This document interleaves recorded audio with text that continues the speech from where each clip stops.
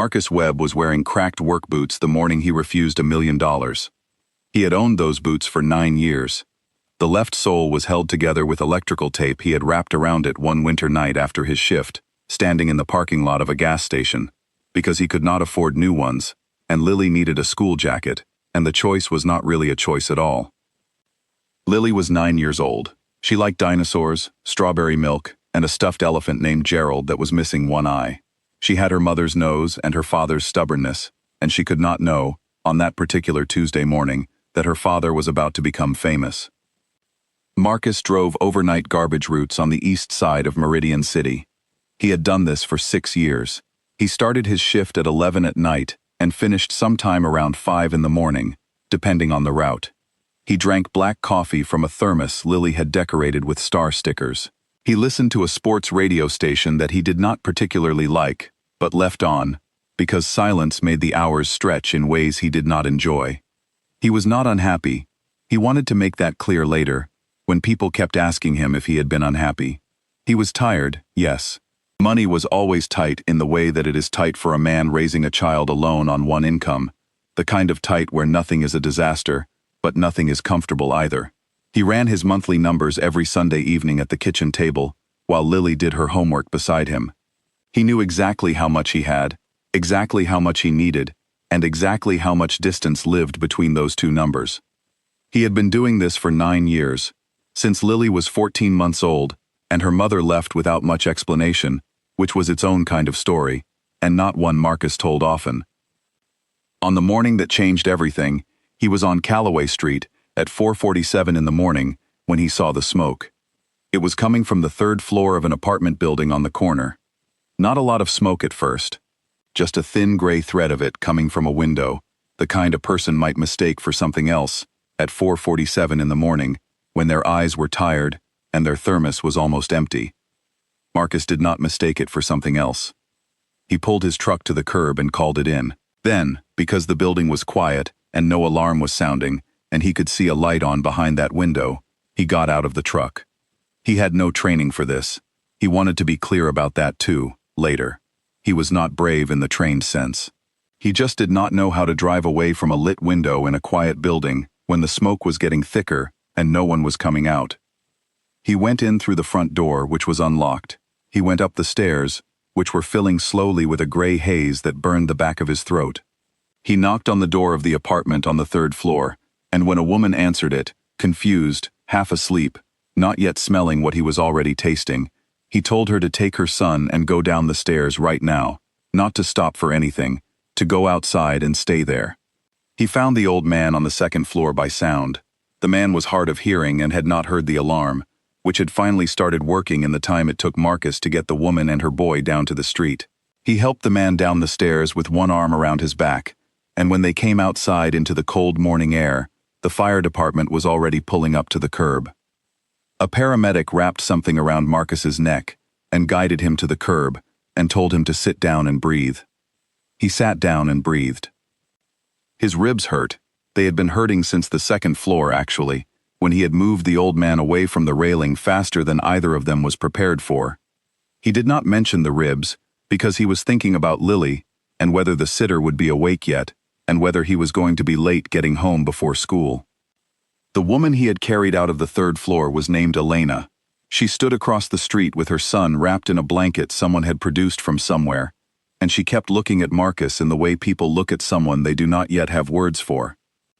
What Marcus did not know, and would not know until later that morning, was that Elena was the mother of Renata Voss.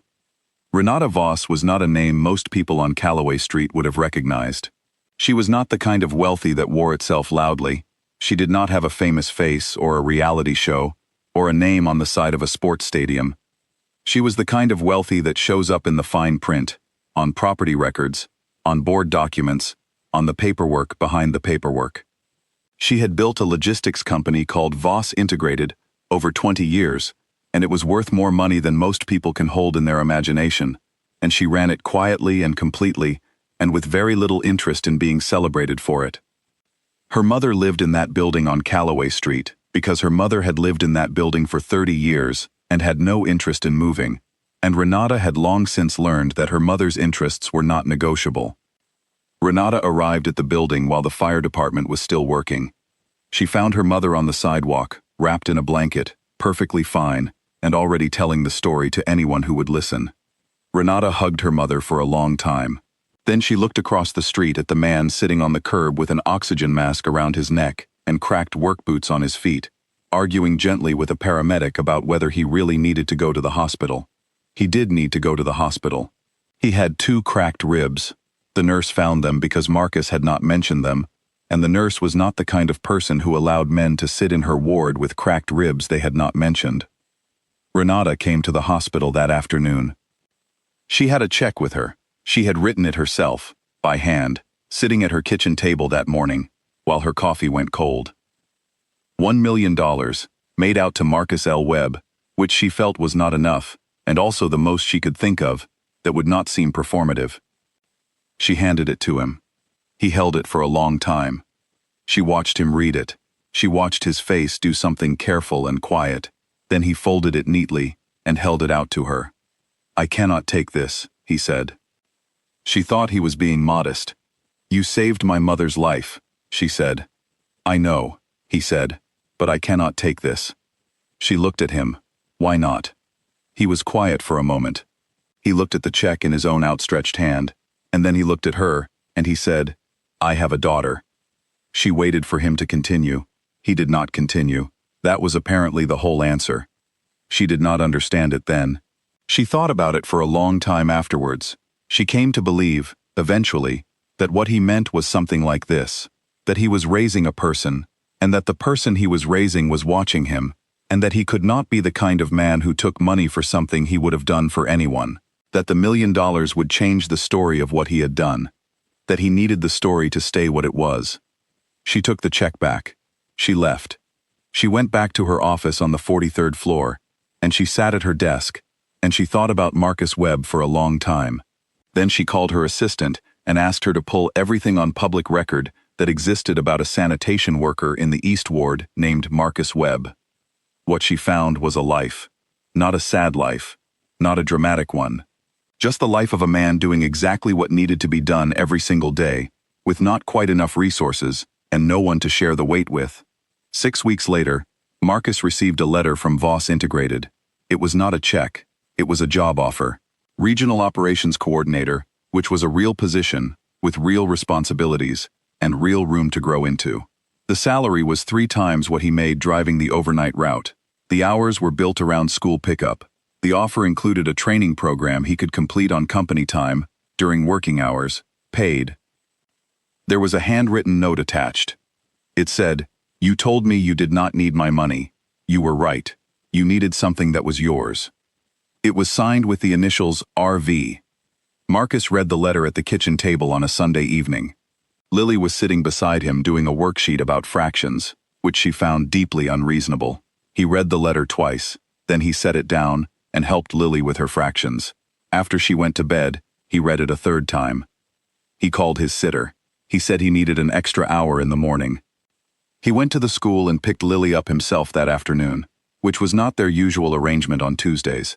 She came out the front door and saw him standing by the fence, and her face did the specific thing it did that he had been storing in his memory since she was small. He took the job. He was good at it. He was good at it in the way people are good at things they have been doing the invisible version of for years: organizing, anticipating problems, keeping track of many moving pieces at once, staying steady when things went sideways.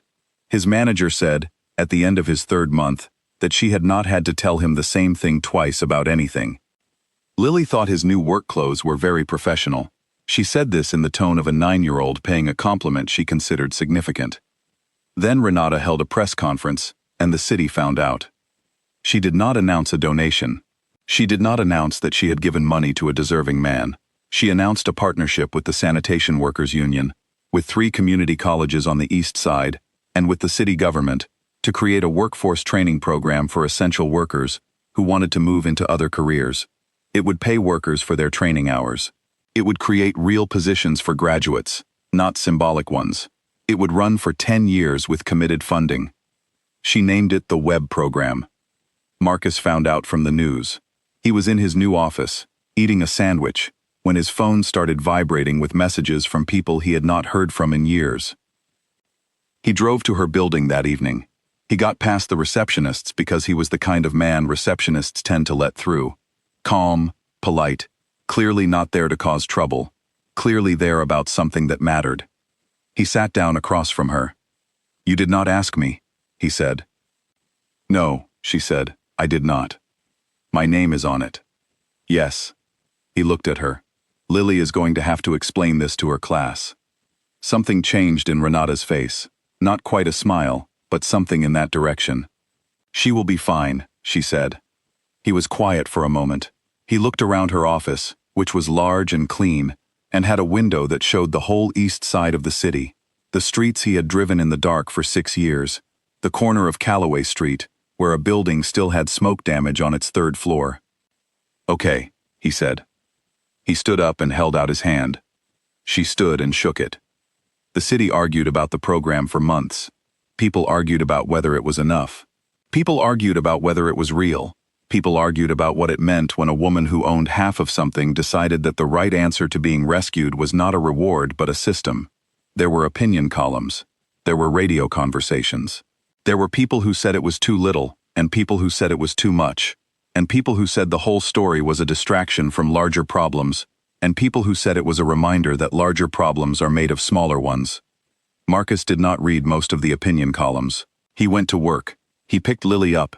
He coached soccer on Saturday mornings. He packed her lunch every day with a small folded note tucked beside the sandwich. This was something he had started when she began school. These small notes. They said simple things. "Good luck today. You are very smart. Gerald says hi." Lily was at the age where she found this slightly embarrassing, which meant she had mentioned it to her friends, which meant they all knew about the notes, which meant several of her friends had begun asking their own parents about notes. He did not know this. Lily did not tell him, but she kept every single one in a shoebox under her bed. The first class of the Webb program graduated 14 months after it was announced. 31 people. Sanitation workers, cafeteria staff, hospital orderlies, overnight security guards. People who had been doing essential things in the dark for years and had been doing, quietly, the invisible version of something more. Marcus shook each of their hands at the graduation. He had been asked to say a few words. He said 4 sentences.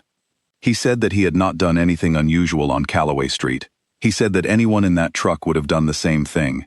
He said that the only difference between where he had been and where he was standing now was that someone had paid attention. He said he hoped they would pay attention to someone else someday. Then he sat down. Renata, sitting 2 chairs away, looked straight ahead and said nothing. Later, when Lily was in high school and was assigned to write about a person she admired, she did not write about her father. She had learned by then that writing about your own father in that context was something he would find awkward, and something she would find awkward, and something that would result in a conversation they would both pretend was not slightly emotional. She wrote about Renata Voss.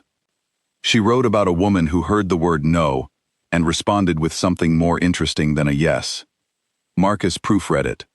He made 2 grammar corrections and said nothing else. She got full marks. He put it on the refrigerator, right next to Lily's last soccer tournament bracket, and a photo from her 4th birthday, and a small star sticker that had fallen off the thermos sometime in the last several years, and that neither of them had ever quite gotten around to throwing away.